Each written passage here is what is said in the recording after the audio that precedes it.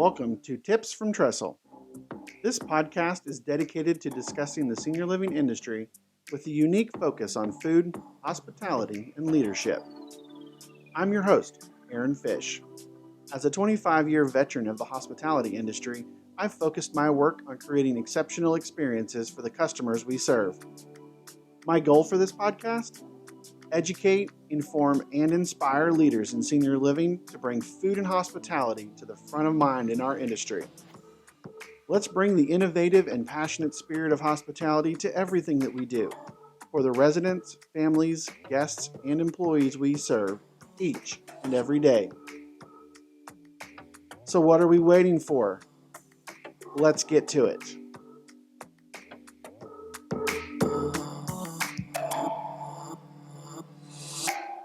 Today on Tips from Trestle, I have Lisa Eberhart. She is a registered dietitian and licensed dietitian nutritionist. She holds a Bachelor of Science degree in Institution Management and Dietetics from Iowa State University. She has over 25 years experience working as a registered dietitian, 13 of which were full-time with North Carolina State University. Lisa and her team helped NC State Dining become a leader in nutrition and wellness, excelling in technology, food management systems, and ingredient transparency. While at NC State, Lisa and Randy Late, 2019 Silver Plate winner, created a company called Menu Analytics. Lisa now works full-time with Menu Analytics LLC, a consulting company that helps food services provide accurate nutrition and allergy information to their customers. Lisa, thanks for joining me today on Tips from Trestle. I'm excited to join you. Thanks for having me. Absolutely. You know, we connected because there was an interesting thread on LinkedIn where we started talking about menu transparency and in senior living. And I got intrigued because one of the things that I'm very passionate about, very forward about, is I get very frustrated with how behind the times I feel senior living food service can be.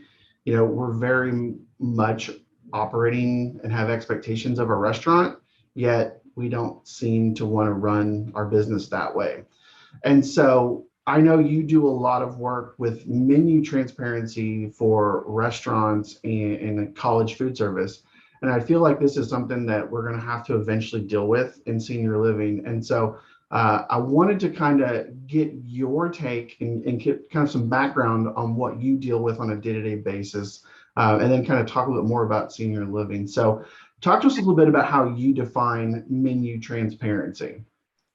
Well, I think it should be how the customer defines menu transparency. And the customer definitely, our customer now, all food services customer, including senior living, expect to be able to know what's in the foods they're eating. And they expect to have some information about those foods. And I think that college and university started that about 20 years ago, where the expectation was there. It took them about 10 years to get to a point where they could, where many schools have complete transparency, but restaurants, there's the same expectation because people just want to be able to go on a website or an app and look at what's in the food. There are millions of people in the United States that have food allergies, which makes it a huge issue for them to know what's in their food. And you don't want that veto factor in the car with you, which says, where should we go to eat?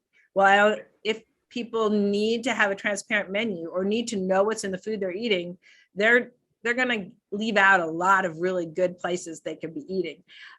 So I think it's in everyone's best interest to become more transparent. The food service at senior living is really special to me now because I have my in-laws were at a very lovely high-end senior living, and my parents are now at a high-end senior living, but the transparency is not there. And the wait staff and the chefs and the other culinarians spend a lot of time trying to answer questions that are hard for them to answer that have a lot to do with satisfaction. And I think if an older person that's in a beautiful place that they've worked hard their whole life to be able to be and taken care of well, they have an expectation that they'll be able to know what's in the food they're eating. So senior living is going to have to do it. Yeah, and I think some of the frustration, and you can tell me, I know you've worked with some senior living clients, some of the frustration, at least from my experience as an operator, is there's technology available to use, but there's not always an investment in that technology by senior living operators because it doesn't come across as a necessity, as something that they have to do, right? It's not like it's the medical records, right? So we need to make those electronic so they're easy to access, easy to use.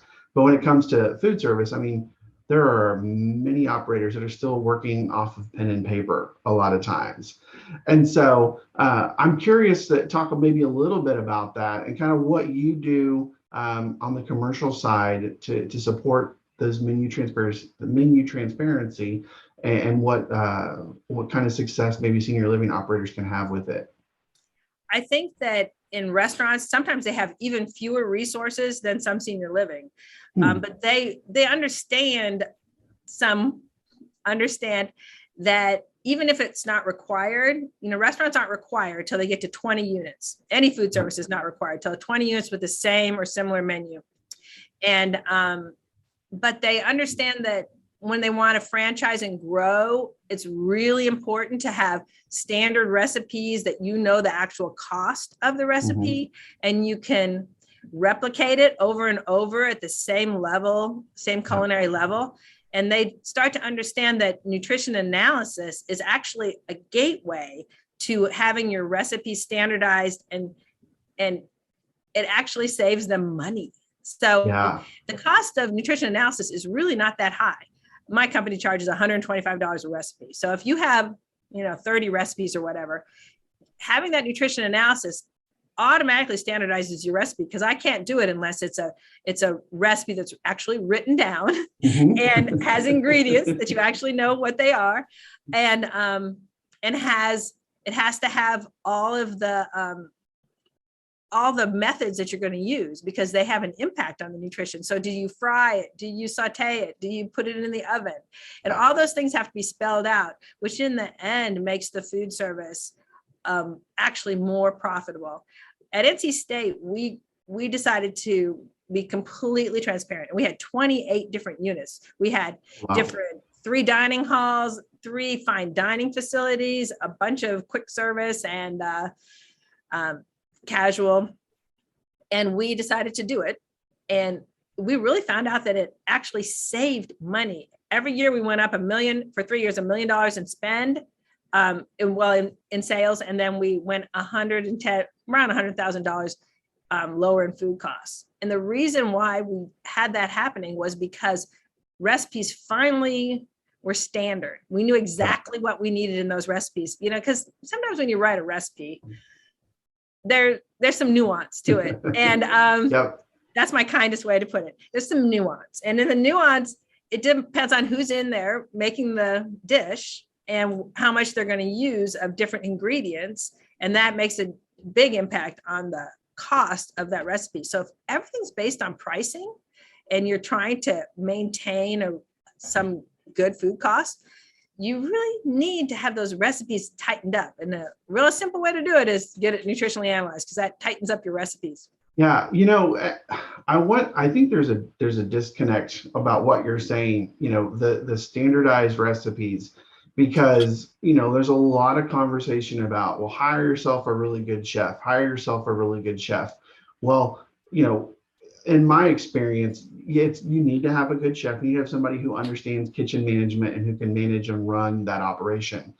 But there's oftentimes a lot of extra leeway given because, I've got a trained chef. They can write menus, they can create recipes, they know how to make lasagna. Why do I need to give them a recipe? And I think that's a huge mistake that we make in senior living. It's funny, you mentioned the 20 units serving a similar menu. I also wonder how many operators probably would fall into that category right now and don't even realize it. Because of the way we sometimes manage the naming of communities and how those structures are set up. And so I think there's probably more to it than a lot of operators realize. So, I don't think the law itself is what's going to push people to do it, though. I'm a big proponent of it. I think the customer is going to push people to do it. And senior living has to take into account as a cost, just like all food service right now, they are struggling for people to work. Mm-hmm. And just using up your very valuable food service professionals' time trying to answer a question that is hard to answer. Because usually the wait staff would have to go back and talk to the chef, and the chef would have to go maybe look at some boxes or bring something out to the client and say, well, this is what I put in it. And I think that's a huge waste of time. And once you got that more standardized, it frees up the wait staff to just really be a hospitality professional, and the culinarian to really be a chef. And to me, it'll happen because customers will ask the questions, and eventually management will understand that this is just taking us off course. Yeah. Well, and it's also, getting your staff the knowledge they need to do their job, right? I just sit here and think about, okay, the chef can't be there 7 days a week, 3 meals a day to answer those questions, like what goes into it. Are we going to trust a line cook to be able to go and answer those questions if they don't have the recipe or the knowledge or the training? I think you're right on with that. You mentioned this being driven by customers, and I thought that it was a nice segue into one of the things I wanted to talk to you about a little bit is, our customer base in senior living, I think, is evolving. Not just the resident is changing a little bit. We're starting to get those older boomers moving in, but I think you have to think also about like who's helping make the decision, right? So it's not boomers helping make the decision. Now you've got older millennials and Gen X children who are helping their parents and grandparents trying to make that decision. And their expectation of food service is completely different than the customers we've dealt with over the past few years. And so I'm just wondering, with some of the clients you've worked with, if you've experienced them coming to you with this as part of their drive for making the change, and what you've seen. Yeah, I know that that's the case because of my in-laws and my parents. During the pandemic, I know there were a lot of us out there who had parents that were flabbergasted that they couldn't order remotely online, that they had to, a lot of senior living were down to paper and pencil, circling certain things. And I got some feedback that they felt like their clients didn't have the technology prowess to handle an app or other things that we would utilize, of course, in college and university. Right. But I think they're wrong, because I know that my parents are in their 80s, but they could do it. And my in-laws were in their late 80s and early 90s, and they definitely had the technology prowess. But the more important thing was their children did. And their children wanted to be able to look at what the menus were remotely and advise their parents. Especially as a dietitian, I wanted to advise my parents on what they should be ordering. And it was really hard to understand why senior living hadn't gotten to that level. Yeah, I think technology is definitely a frustration point. Well, and it goes back to what we were talking about in general, right? There doesn't seem to be a priority per se around food service technology. I know a lot of operators are beginning to use point of sale, and there are a lot of companies out there that have integration with menu management tools and all of those things, which is great. But that's all stemming from, other sectors of food service. And I think a lot of times, especially myself as an operator, I would look at some of those tools and think, man, these are really overly complicated. I don't necessarily need all of this information. And I wonder how much of that drives some of the decision making. Have you seen anything like that where operators are like, let's more than we need something not quite as complicated? Yeah, I think some of the legacy software like Seaboard and some other softwares that people may be using are really difficult to manage, but there are some new softwares out there that are super simple and will give people what they need, and not all the other bells and whistles as far as nutrition information. But also you can hire somebody to come in and just analyze your recipes and then keep your database up, so then you don't have to do that. And you could, we've changed this recipe, make this tweak, send us the information. But there are better simpler, more streamlined softwares. One of them that I have worked with actually is Galley, which is an interesting software that I think would be really helpful in senior living because it has the capability to link all your information to, so it would link it at the ingredient level. And then when your chef builds a recipe, it automatically builds the nutrition analysis. And I think that gives your chef more flexibility, and it's really user-friendly. It's not cumbersome, difficult. Yeah. I don't sell that, but I just think that's an interesting one that's pretty streamlined. Yeah, I mean, I like the idea of being able to tell your chef, I don't care what you put in the recipe. I don't care how you build it. Your talent is creating, right? So go create, but when you're done creating, I need you to put the recipe in here so the rest of your staff can recreate it too. And then it does the rest of the work for you. That's great. And also the cost issue. I think many senior living, well, any type of food service operator is going to be very focused on cost, like that we live and die by cost. So just saying, well, if you build a recipe and you actually build it in a system, you know how much it costs and you can track your costs. And that's super important to being successful in food service. Yeah, I do think it's going to take a little bit of adjustment. We're still, a couple of years ago before the pandemic, I was at a conference and they were talking about food waste and food waste in senior living being somewhere around 20%, where other industries, service sectors are like 8 or 9%. And it floors me. And I think about all that food cost that you're talking about, like being able to not only know what's the input, but understanding the output as well. And that recipe is going to tell you all of that if you follow it correctly. Yeah. With your experience in college food service, I feel like this is something that will pertain to senior living here in the very near future. We're starting to see providers and operators start to create their own concepts inside of senior living. Grab and go or cafes and things of that nature. How does menu labeling and menu transparency become more important in that setting than maybe just your traditional dining room? Well, I think in grab and go, it's expected and people are going to want to know. And the cost again, if you don't know what's in there and you don't know exactly how much you're putting in each one, people want to have consistent product, especially in a grab and go operation. But I think you're spot on that senior living is 10 years behind college and university, but they're going down the exact same path where they either do self-branded concepts or they bring in a brand to be on their campus, or and they have to have different types of platforms that are going to keep people engaged. Because remember, in college and university, you're going to have those people for 4 years.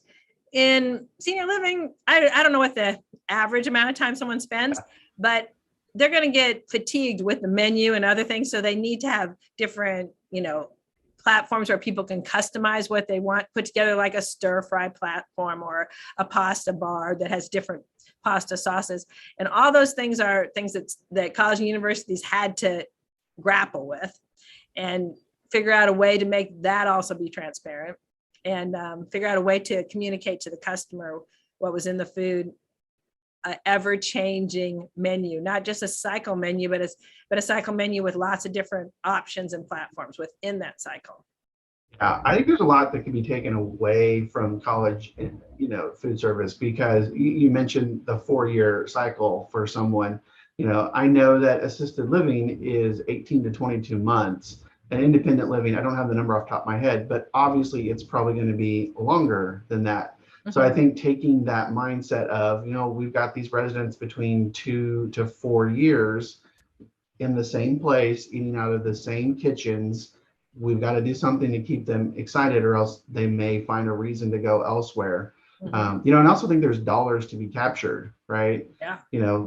Instead of the family coming in to eat, their family is grabbing their loved one and taking them out to eat, and it's an opportunity that I talk about when I speak to groups about, look, this is something that you should be doing for a multiple number of reasons, not just the money revenue aspect, but it's going to force you to have to standardize your operation. It's going to force you to have to up your quality because now you're not competing with the average, quote unquote, average food service in senior living, but you're competing as a restaurant with restaurants. So, Oh yeah, I think senior living is a restaurant, and yeah. it has to stay current and interesting to the guest. And I know as a child of people in senior living, we would much rather eat there. It's so much easier to keep your parents in the building and have a really wonderful experience there and just go back to their place and make it a nice cohesive experience.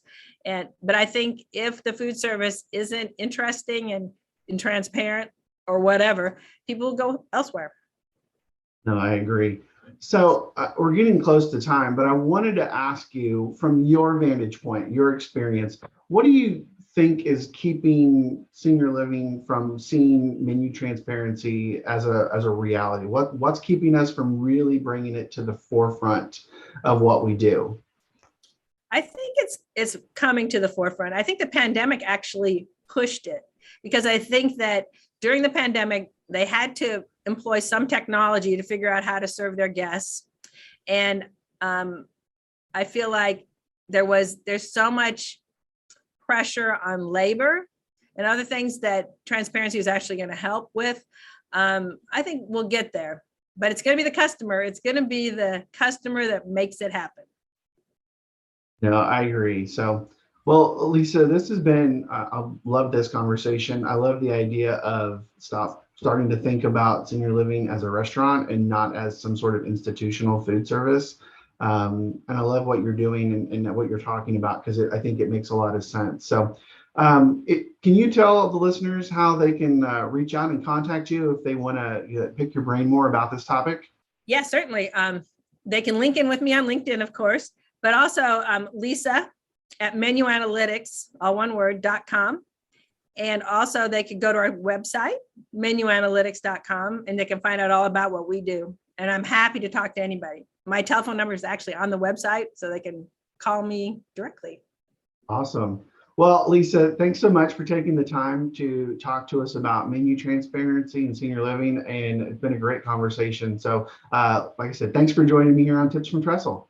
Thanks for having me. So there you have it, another one in the books. Thanks again, everybody, for listening. You can follow or direct message me on LinkedIn, where I'm always commenting and posting about food, hospitality, and leadership for the senior living industry. Or give me a follow on Twitter at AHFish or Instagram at AaronHFish.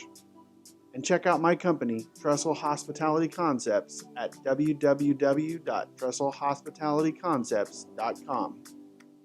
I'm your host, Aaron Fish, and this has been another episode of Tips from Trestle.